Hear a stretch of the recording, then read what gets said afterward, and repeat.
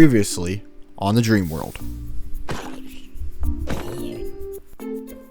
Yeah, my villagers are dead.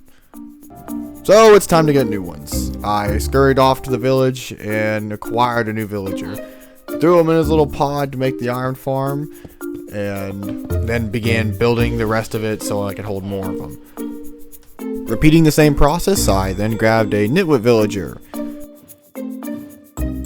Boated him over just like the rest, and put him in the cage, and threw a bunch of bread at him. But they weren't breeding, and I sat here for quite a while wondering why. So then I did what any man does. Look it up on the internet. And what I found was that you can breed them. However, I don't believe it, because I sat there for 30 minutes and left them alone with bread and nothing happened. So I decided I should probably go to the Nether. If I was to get my hand on some villagers, I probably want to cure them. And in order to cure them, I'm probably going to need some blaze rods for golden apples and weakness potions. But then I continued my track and boated across another villager. Found this one in a different biome, because the one next to me had no more. So a little bit of a sidetrack journey as I was exiting my, whatever you want to call this. I got. Yup. Drowned straight to the face. Rushed over and almost died again. Really close. I also killed my dog, which was just mean and was unnecessary. But I figured, well, gotta replace that nitwit. So then I boated him back and got him to the correct place. Replaced the nitwit for this villager, which will just make the farm work better because I'll have 3 jobs, and the design I'm using lets me trade with them while the farm's going. There are more efficient farm designs, but I chose this one just because it's the one I know how to build off memory, and I want to be able to trade with them.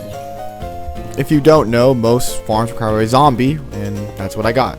Zombie. Put him in a hole, and then started clearing around the area so that I could make sure iron golems don't spawn. They can't spawn on path blocks or leaf blocks or walls, so if you ever wonder why your farm isn't working, it's probably because you left a block unpadded or unslabbed or unwalled or whatever you want to call it. Put the water and lava in, and yeah, the golems started spawning. It's working great.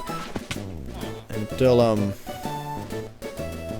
well, I realized he wasn't falling in the lava, so I built up, and I saw a mistake. I built the killing chamber 1 block too short. So after a quick fix, I removed the lava and placed the blocks in a longer area and started burning, and then yeah, I didn't put the wall back. Panic started setting.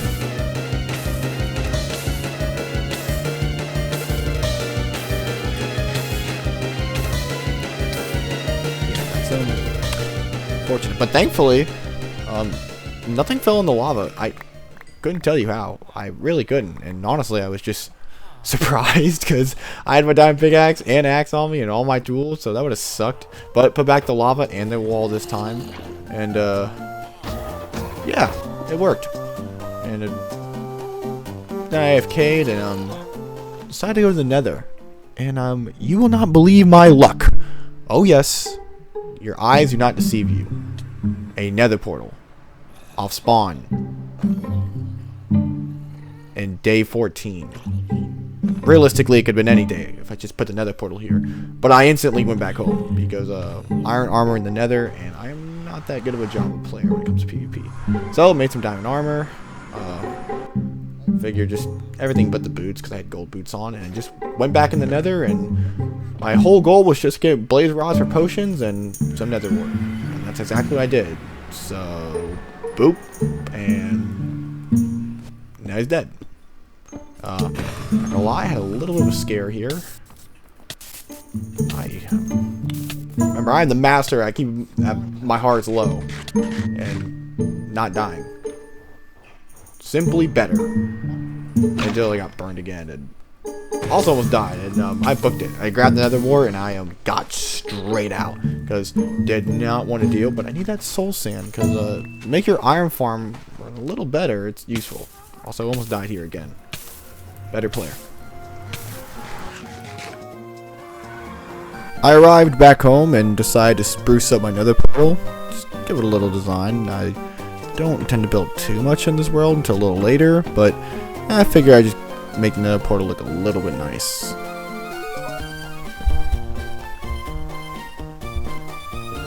I then put the soul sand for the zombie to make them bounce up and down. This is solely just because it makes the villagers go back and forth. And I went on a little expedition and found an ocean monument. After that little voyage, I decided to start working on my starter base. Maybe? I don't know what to call this, but I needed a bridge over to the land in front of me, so I got to work on that.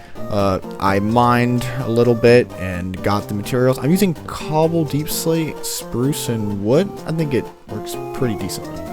Now we're on to the bigger project of the world, the farm section, where the dreams will come true. And I cleared this entire area out of trees. And here's how much wood I got. Yep. About half a chest, and my iron farm was going, so all worked well. And then I needed some spruce, so I mined down the spruce tree and headed off to the land to start building. I'll be honest, I have no idea what I was doing here. I had an idea in my head, and I knew if I could execute it well enough, it looked pretty good. So I built up, and I didn't want to go too high, because it's not a mega base, but it's a starter base. But I needed to be not a central point, but something in the background. So I water bucket clutched and turned around and started placing some detail blocks. I knew I wanted to use oak, but I don't want to overuse blocks. I want to experiment this time more around with colors I'm not really familiar with and detailing first before moving on to the next project. So that's exactly what I did. I got to work and got to building, placing some more pillars, I guess, if you want to call them that. But I think it was starting to work pretty good. I know I seen some videos about how the shape of the build is really what brings it together, and I think what a lot of people mess up nowadays is that they see these big YouTubers build these big structures, and they try to copy that, and that's well and good and all. However, why your build doesn't look so good is because you're not detailing enough. Where does the support go? How does the build and the weight of the building fall onto each other? I started using a gradient because I realized that goes wood, and how does the wood get hold up? It's got to get hold up by something. So I started using deep slate, and when I filled up the floors, I realized that the same layer I'm using oak is gonna be my flooring, and same goes for the roofing. It's gonna be wood, but in order for it to be supported, it's got to be arced correctly. And I think that's a huge thing in the building world right now, is that people are building massive and huge, and that's well and good. But if the weight of the building isn't right, it's gonna look weird, and then you don't want to start building because it looks off. And I'm not gonna lie, it kind of started to happen to me because I got a little over my head and tried to do something, and I just had to have it, and I began to play some deep slate and made a gradient and just listened to these deep slate sounds.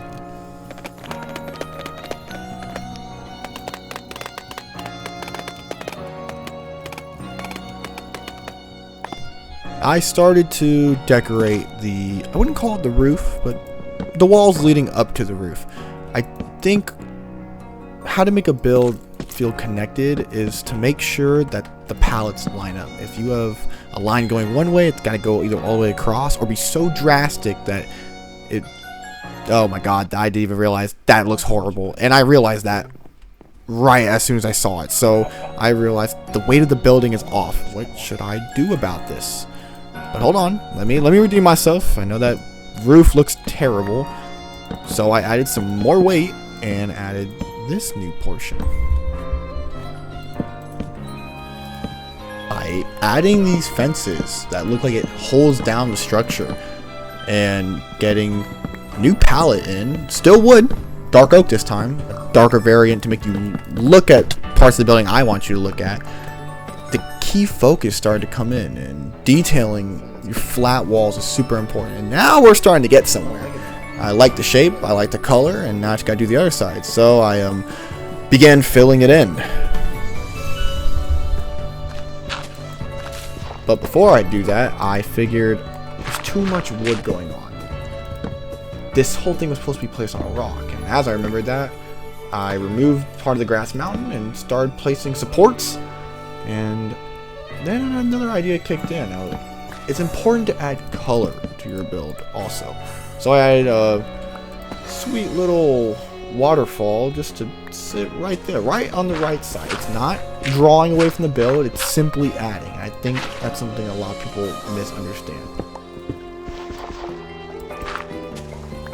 And I gotta say, the newest update of Minecraft, adding these firefly bushes, while they are very minor, I love them. They just bring a little bit of light into the world. And speaking of light, I started to place lanterns because building light and having your builds lit up for not only mob purposes but lighting purposes is also huge. And then putting some glass panes in because, well, I don't want to have them just open. And normally I would go with just all black, but I figured I liked the kind of pane churchy look, and it really turned together. I hope you enjoyed this video, and I do plan to build more. And as I build, I want this world to become what I dream, what I love to do. And you will see that. And most importantly, I will make my dreams come true. Like for the next part.